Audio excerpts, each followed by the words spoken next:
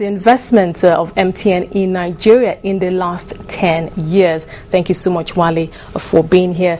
Now, of course, I told you earlier on, before for a while you were sitting, that when I told some people that I was coming here to talk to, I was going to be talking to MTN today. I had a barrage of questions, ask MTN this, ask MTN that.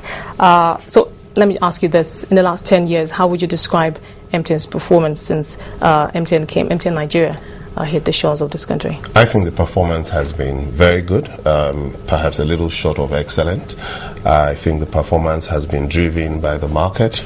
Nigerians were very versatile and dynamic people, and I think that the input of Nigerians has really set MTN well ahead of its peers in this industry. Okay, in terms of infrastructure development and the impact on Nigeria's economy, what would you say, how much would you say MTN has done? Well, our business essentially is a business that relies on the amount of infrastructure you can roll out. Nigeria is a really big country, 160 million odd people. Today, after 10 years of being in Nigeria, we have in excess of 7,000 base stations. So we have a footprint across the 36 states of Nigeria. We're in every local government in Nigeria, and it has taken a significant amount of resources, both financial and more, I would say, human capacity to put that amount of infrastructure in the ground. On top of that infrastructure, the economy, we're able to support several other sectors of the economy. A lot of real-time communications for corporates and all that are sitting on our infrastructure. Okay. Now, I understand that MTN Nigeria has the most expansive network coverage, spread across about 2,994 cities, towns and villages in all the 36 states of the Federation. And you also provide network coverage to about 85.24% of Nigeria's landmass and 85% of the Nigerian population. Now, that's huge. Now, we do know how the operating environment in the country is. And I know, of course, the federal government is still doing all it can to ensure that the investment climate is good and that it provides the needed infrastructure for companies, such as MTN with your size. But how would you describe, in terms of that, how you have been able to survive and make this much, even with the global economic downturn? MTN still continues to report very robust earnings, particularly from the MTN Nigeria arm. Okay, I think I took that question. First of all, if you look at the defining factors in this environment, I would say that for the telecom sector, we have been extremely lucky with a very stable regulatory environment. Since 2001 and leading up till today, the regulatory environment has been predictable, it's followed best world standards, and it has contributed immensely to the growth of the industry. I would say also that, of course, we're challenged like every other corporate working in this environment, and I always say that the situation in Nigeria is not very different from the rest of sub-Saharan Africa. There are challenges in terms of power, challenges in terms of infrastructure support. We have a telecoms industry in Nigeria that is at par perhaps with Europe and America, but the support infrastructure is not there yet. We continue to struggle very much in the area of power, and I think we're putting in a lot of innovative measures to try and address the power problem, both from a cost perspective, an environmental perspective, and a service perspective. In terms of, you also mentioned that MTN continues to report good earnings. Yes, that's true, and I think there's a lot of kudos to the management team of MTN Nigeria, the management and staff of MTN Nigeria. If you look also at the level of investment that has gone into the network in Nigeria, it's very clear that the shareholders have very clear objectives about what they would like the business to do and how they'd like that business to transit. If you look, for instance, at the investment that we're going to put into the network in 2012, it's more than double the investment that MTN will put into the network, for instance, in South Africa. 45% of your entire capital expenditure for this year, about 224 billion naira, am I correct? Well, in dollar terms, I think in capex we're going to put about $1.4 billion into the ground. Okay, now I was asking that question, the previous question, because I do know that MTN is a South African based company, And it seems, and better operating environment in South Africa, no doubt, in terms of infrastructure, technology. South Africa has that, compared to what we have here in Nigeria. But the growth and earnings are right here. So is it our population, or is it that Nigerians are very keen on, telecoms? It took a while before we caught on with the rest of the world, and that enthusiasm, is that what has been fueling the earnings for? Well, I think there's several factors. The population factor definitely is a strong factor when you look at the business in Nigeria. As at the end of last year, we were serving over 41 million subscribers, and whatever business you are in, if you're serving 41 million people, even if you're selling oranges, you will see a fair amount of scale. I think also that the total near dependence on mobile as the primary and only source of communication also goes a long way into boosting mobile revenues across the industry. Okay. I have seen some of your commercials, your adverts, and it usually points towards the average Nigerian touching the life of the man on the street, the woman at the marketplace, the mother, the housewife, taking care of her family. Is that what MTN generally represents, and how would you say MTN, or how has MTN impacted on the life of that ordinary single Nigerian? I'm just trying to isolate that, the life of a regular Nigerian. Well, if you look at our business, it's providing mobile telephony. This is a business that has impacted everybody. It's changed the way we work, the way we play, the way we socialize, the way families interact. And, it's something that has become sort of the cement of the fabric of our country. People must communicate, and apart from communicating through voice, we're also seeing greater and greater adoption of data, and this is penetrating both from the higher end of the market but also into the bottom of the pyramid. Okay, in terms of social corporate responsibility, how much has MTN done? What plans you have for this year? What have you done perhaps in the later part of 2012 or 11?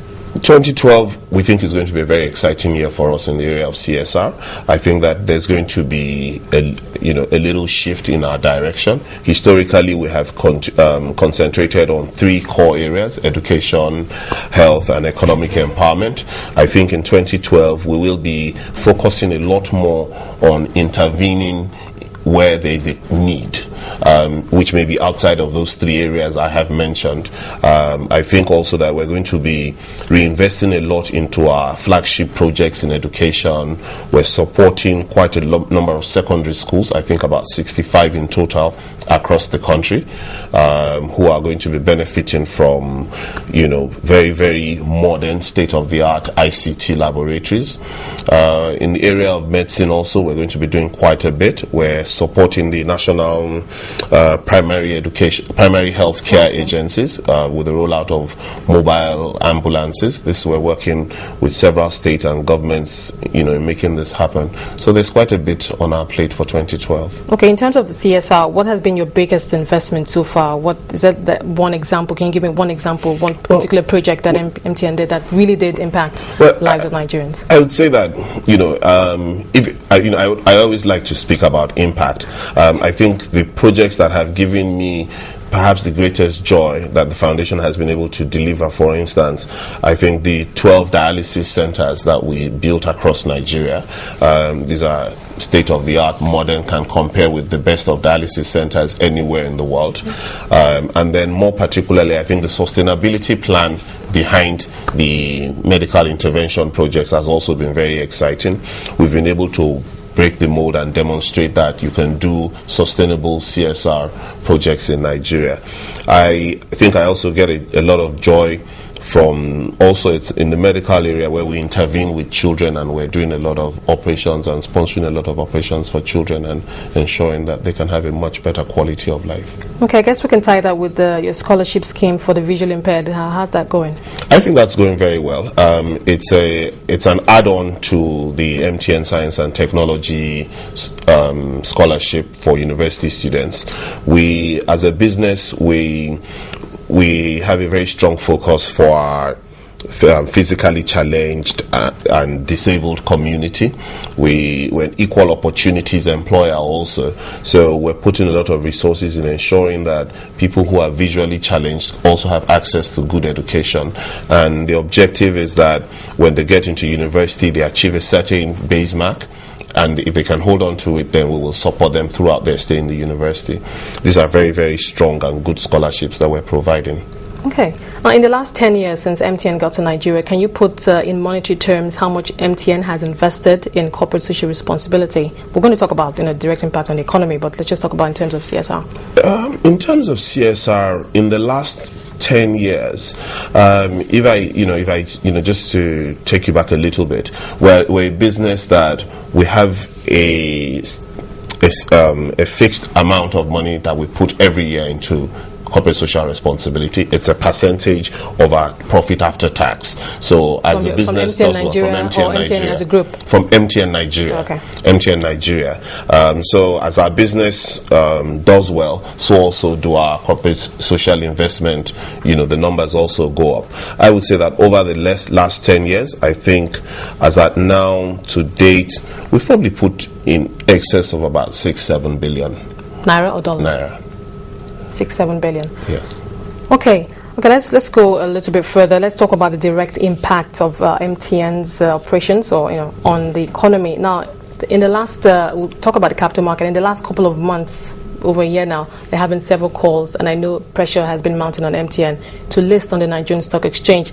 Now, the House Committee on Capital Markets and Other Institutions has even gone as far as saying that they will get legislation if they have to compel not just MTN, the other your other rivals, and even some energy and power distribution firms to list on the NSE. Now, I do know that MTN Nigeria is listed on the Johannesburg Stock Exchange. It's actually a bellwether, heavyweight on that exchange. Why has MTN not listed on the Nigerian Stock Exchange?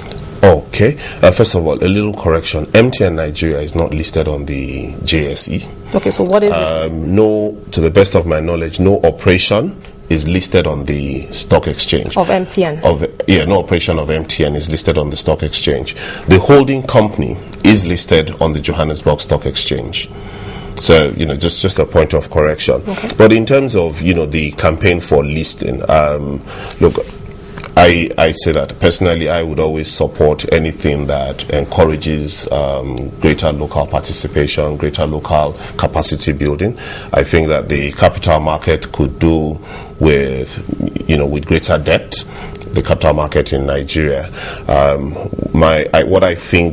What I'm strongly against is mandatory listing. I think talking about the market in Nigeria as a free and fair market, it should be for willing buyers and willing sellers. It shouldn't be by compulsion. Okay, is this something MTN would be willing to do after sitting down and considering it? Is this something that MTN Nigeria is considering or thinking about doing? Okay, look, if you look at the history of MTN, since we started business in 2001, increasingly we have looked at ways to increase local participation. So in 2008, a significant part of our shareholding was sold to Nigerian investors. Today, that stock of shares is tradable, albeit perhaps not on an exchange, but it's tradable over the counter, and I think it's quite a robust market. I think that listing is one of several ways to expand ownership, and I think the shareholders will be looking at all the options. So in the next, how soon? Okay, let me just ask you directly, because I know that's what viewers are wondering. That okay, after all of that, should we or can we be hopeful that an MTN would list on the Nigerian Stock Exchange? I really can't.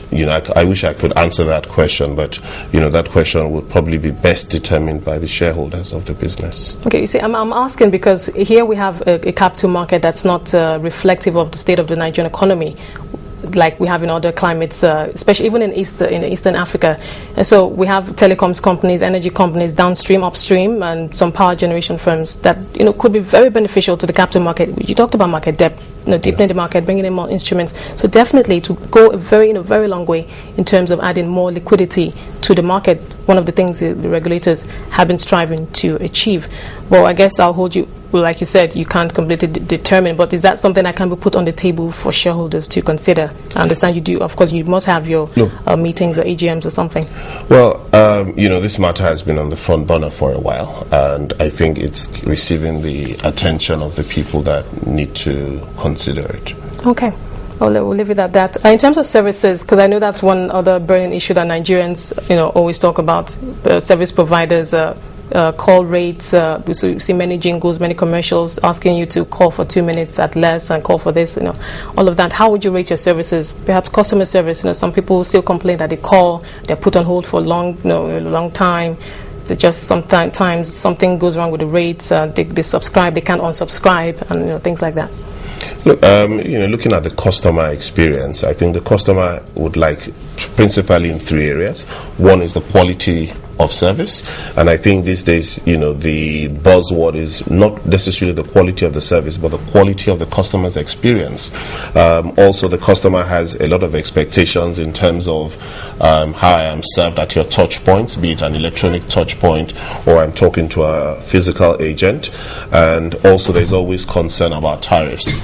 If you look at the industry in the last 12 months, for instance, you will see that tariffs have gone down effectively between 40 and 50%, and this is a lot more than the previous 5 years. So you can see that competition is driving tariffs, and we will continue to see that trend, and I think this is a trend that is consistent across the world. Supply is still not enough for demand, so there's still need for continuous investment, putting more and more infrastructure in the ground, building out more and more networks so that we can ease the congestion and customers can enjoy a greater level of service. As we put more infrastructure in the ground, we will have more headroom in the network, and this would allow for operators to become a lot more creative. Now, would you sorry to butt in, would you describe your especially your customer service personnel as well trained? Because most of the complaints that I hear come from that department, the way they are spoken to, the number of hours they're left, hanging on the phone or waiting and all of that. Are there any plans to perhaps review or look into that to ensure that the customers are treated with utmost respect? Yes, there's quite a lot that is going on at the moment. There's a serious thrust to professionalize the customer care environment, and you can see that a lot of this is happening with professional outsourcing firms coming to bid for business in Nigeria. We're also encouraging local outsourcing firms also to develop capacity. Our expectation is that this is the direction of the market. This is our business, I keep saying, is to sell mobile telephone minutes, and we expect that Nigerians can come set up businesses and hopefully deliver the kind of services that we need, meet our service levels so that our customers are happy. Aside that, we're spending a lot of time and resources training the people that we have. We're providing alternative channels, and we're encouraging people to use these alternative channels rather than have to wait a little bit to speak to a human agent. You can use the IVR. We've put the IVR in different Nigerian languages. We've put a lot of intelligence into it so that if a customer calls and says, look, I'd like to speak to an Igbo-speaking agent today, next time that customer calls, that customer is automatically routed to an Igbo-speaking agent. In the shortest possible time. Yes, in the shortest possible time. We also see that there's a significant amount of prank and crank calls to the call center. You have a lot of people who don't really have a network-related problem, but often say, look, I just want to listen to the music because it's free, or I just want to talk to somebody because it's free. Interesting. Now, we're almost completely out of time now. Now, finally, I know you have a lot planned for this year, but what will be your main thrust for this year going forward? I think in 2012, we're going to be spending quite a lot of time investing into the network. Okay. The idea is to be able to deliver voice, and also, more importantly, to deliver a data service that will meet and exceed the expectations of all our subscribers.